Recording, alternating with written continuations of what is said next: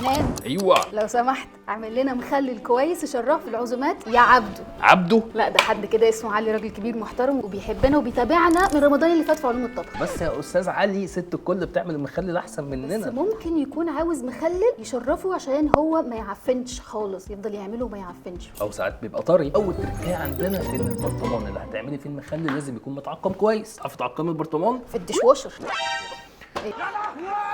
احنا بنعقم البتاع بميه سخنه كويس جدا، ممكن شويه خل وملح في الموضوع يظبطوا الدنيا. تمام. اهم حاجه البرطمان يكون نظيف بنسبه 100% ومتعقم كويس. الست الكل او الناس عاده بتعمل ايه عشان تنجز؟ تجيب الخيار تحطه في البرطمان، تحط معاه شويه توم وشويه شبت وشويه خضار. انا ما عنديش اعتراض على الكلام ده كله، انا اعتراضي على حاجه واحده. إيه؟ ان هم بيضيفوا خل او ليمون على الميه بملح اللي احنا بنحطها على الخيار. ده كله بيضيف. ايوه بس ده غلط. احنا اصلا المخلل الصحي الجميل بتاع علوم الطبخ ده اصلا عباره عن بكتيريا. حلو. وموجوده، وفي بكتيريا نافعه وفي بكتيريا ضاره. ماشي. الخل بيقتل الاثنين، ما بيديش فرصه اصلا لاي حد ان هو ينمو. حتى السكر اللي انا كنت لسه هقول لست الكل تضيفه علشان تغذي البكتيريا النافعه اكتر، مع وجود الخل كل الكلام ده برضه هيموت. قاتل. فعلوم الطبخ بتقول لك يا ست الكل ان انت ما تضيفيش خل او ليمون او اي حاجه حمضيه في المحلول الملحي بتاعك. كل اللي انت عليك تضيفيه شويه ميه وملح وسكر وبس. الاهم من ده كله، بس ست الكل الصراحه عارفه المعلومه دي، ان الخيار بتاعنا لازم يكون متغطي في المحلول بالكامل. ايه انت مش عارفه ليه؟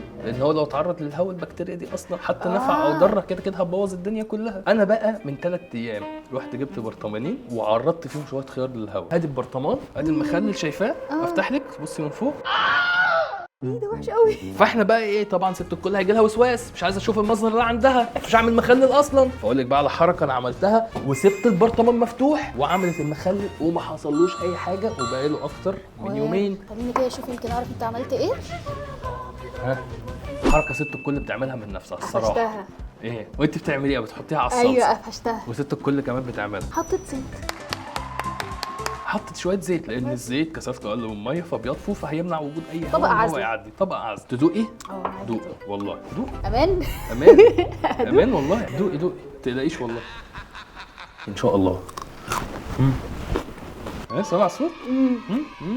مخلل. ها انا اكتشفت انا ليه ما بحبش المخلل. صح، انا اللي باكل المخلل بس على الفطار. بس انا عنينا لعم علي سمير، فما تنسيش تقول لنا يا ست الكل على طرق انت بتعرفي تعمليها بنفسك في البيت، وتقول لنا بتعملي المخلل ازاي، وهل اللي انا بقوله ده صح من علوم الطبخ، وهي هتقدر تفيدنا احسن. في حاجه ايه؟ ما تنساش ان ايه مفيش امتع من العلوم وشارع العلوم. شارع العلوم.